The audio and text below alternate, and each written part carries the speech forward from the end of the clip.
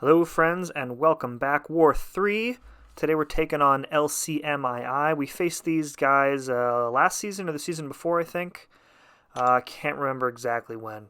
Taking in the trusty trio today, so let's get right into it. We have a bit of an easy path in Section 1 in that I have no fights, so we're just going to take a nice little stroll through the map here. So my normal path, which is 8, we had a thing on the first node, which I didn't really care about, but then we had another void on the second node, so we did the... I called in my alliance mate with the Elsa, and he one-shot that void. So I like this approach. We're a matchup-heavy alliance.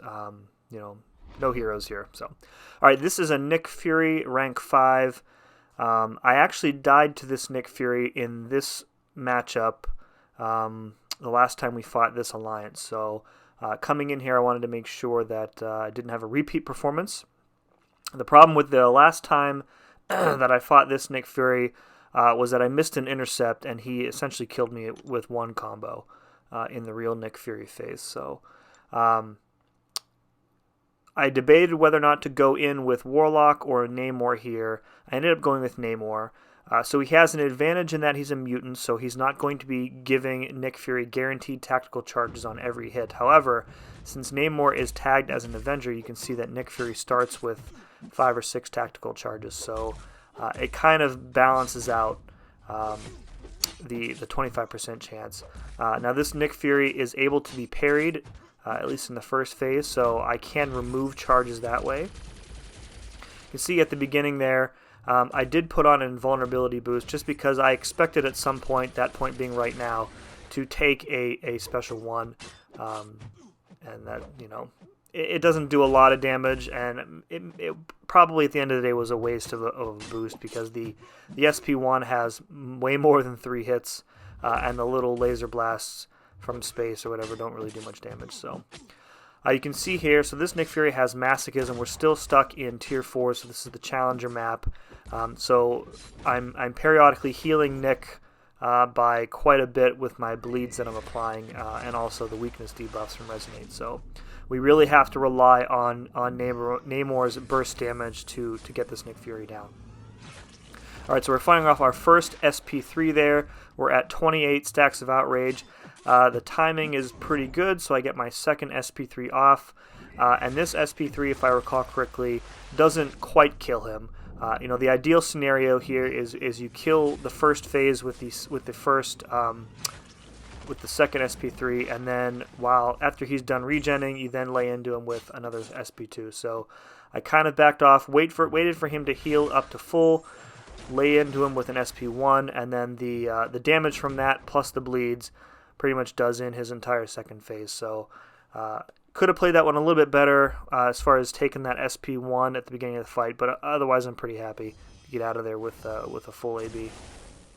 All right, next up we have, surprise, surprise, another Brie Larson on Recovery Buffet. If you're an old subscriber, you remember that I used to face on the old map, there was a Kingpin mini on my path pretty much every war, and this is turning into that same sort of thing. So the strategy is identical, if you can believe it, to the last couple times that I fought her on here this season. The only added wrinkle is you can see that our opponents are running the dodge tactic, so I have to be a little bit extra wary of the evade plus the power flood. It's not going to be as easy to keep her, under a bar of power, because when she evades, she's going to get that little bit of power flood. However, I don't believe she throws a single special attack this fight. And once I can get into the heavy, the parry, and then the heavy rhythm, the fight is pretty much over at that point, because it's easy to keep up the infections with the parries. You can see we had 4 up there for a little bit, and one more SP2. And she is down. So again, this fight used to be such a pain in the butt. It was guaranteed, Symbiote Supreme, and even then it was kind of dicey. But now with Warlock, he just makes it so easy. All right, we have a Korg here. This is on Buffet and Empowered Immunity. So I didn't want to go in with Namor specifically because of Empowered Immunity. So Namor has the chance to bleed on each of his medium attacks, and I was afraid that I was going to be giving Korg way too much power by doing that. So We are going to go in here with Warlock. We know we're going to be taking some Thorns damage, so you can see I used a combat regen boost. Pretty much going to play this the same way I would normally play it with Namor. Just bait out the heavy when he has rock stacks up, medium, and then 4 lights. The only other thing that I specifically need to be aware of here is not to launch my special 2 when he has his rock shield up. I did that in a war last season, I think it was, and it took off a significant chunk of my health, so really trying to be aware of that here. The timing on this rotation isn't going to work out too well. He's got his rock shield up, and I'm not going to be able to get it down completely before I hit my SP3. So now what I'm thinking here is let's wait till the shield comes back up to full and then use the SP3 to completely shatter it again. Since that's what using SP3 will completely break down his shield. And then, of course, every time it reforms with 1 fewer stack. So, alright, so his shield comes back up. We're going to launch our SP3. This also has the benefit of completely power draining him per infection, I believe it is. I forget the exact number actually off the top of my head, but either way, we're still going to bait out the heavy and then go back in. The shield is down, so we've got safely medium into him. And the timing here is a little iffy. You have to stay aggressive for sure. We got a minute and a half left, and he is just under half health. So if I take a combo or if I mess something up, it's not going to work out. Luckily, the timing on this rotation works out with the SP2, so I get that in with the rock shield down, get those nice armor breaks on him. Take an SP1, which kind of sucks, but it happens. You can see most of the damage that I've taken this fight is from the Thorns damage. The SP1 didn't do too much. It's really just chip damage and the Thorns damage. So, all right, we can just go in for the final SP2. I knew that would push him to his SP3, but I was 99% sure it would kill him. So. So yeah, it took a lot of damage in that fight, but I guess it was worth it to get out there with the full AB. Alright, now we are up on Boss Island, and I am going to heal up Warlock and Namor to full before I reboost. So this is the following day. And the reason, of course, I'm doing that is because it takes a lot more potions to pull yourself back to full health after you've put on any sort of health boost. So you want to do that. You want to heal up and then boost up, which will extend the percentage of health that you have remaining all the way up to the higher max. All right, so we're going to boost up again here. This is a Nick Fury on... this is Dismay, I think. So really the name of the game in this fight here is if he gets you at any point while he's unblockable, especially with that SP1, you're probably going to lose the fight because the degen damage will just nuke you down. And unless you have a way of regenning way more than the degen, and Namor really doesn't, you're probably going to have a problem. So the plan here is to force him to hold his specials until we can push him over 2 bars of power. And the way you do that is when you know that you're going to push him over a bar of power, you only do 4 hits and you immediately hit block rather than dashing back. And 99 times out of 100, the AI is going to immediately start hitting into your block and then try and throw a heavy instead of throwing a special attack. It's not guaranteed, but it works enough that it's a pretty consistent strategy here. So you can see, and I'm comfortable taking the block damage because if all I'm taking during this fight is block damage, I'm still going to win. Other than that, the fight looks remarkably similar to the previous Nick Fury fight. This node also has bleed and poison immunity, you'll see from the blue nodes there.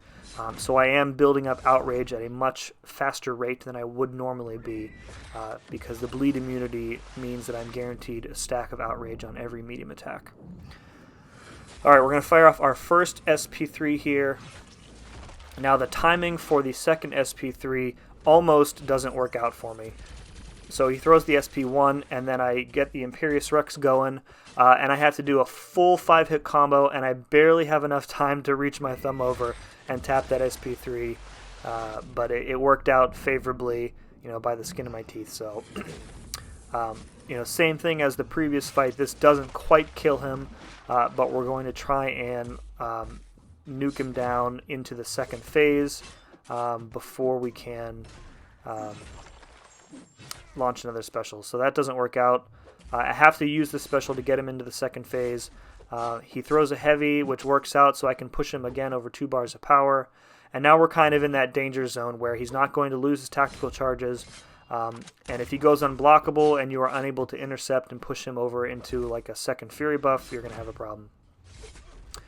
Alright, so this is the danger part right here. We're taking some additional block damage.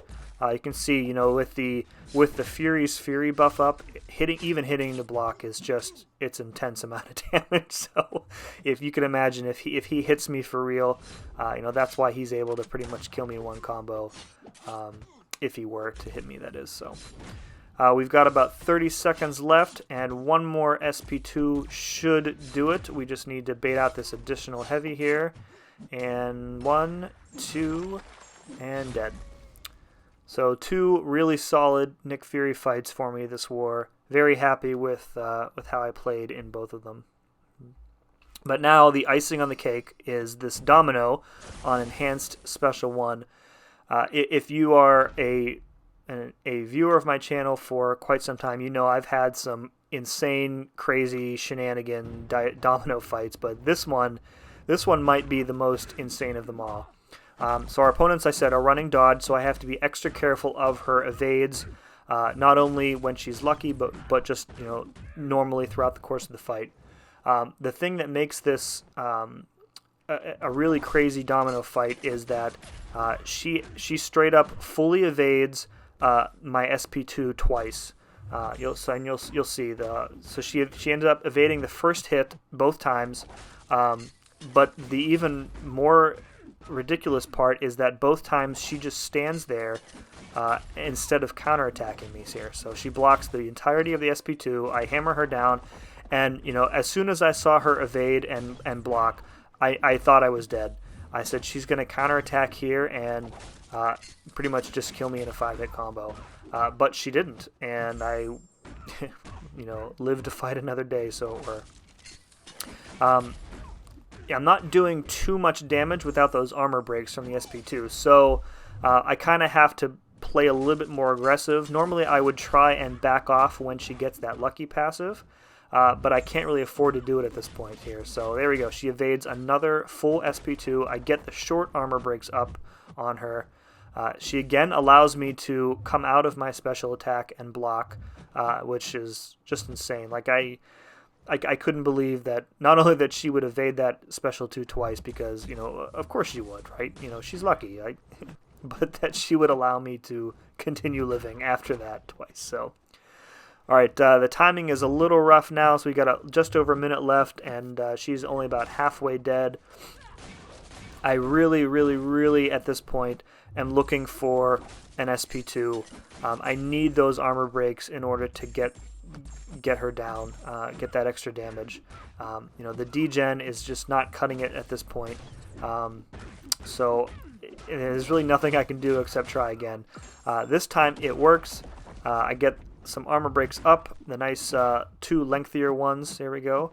Now she is cooperative with her SP2, and you can see in just like 20-25 seconds we've cut down about 30% of her health, and that is almost entirely due to me being able to get that SP2 off. So you think if I had been able to land one or both of the ones earlier in the fight would have absolutely been over by now. So of course it could also have been over if she had countered, but she doesn't, and she ends up paying the price for it.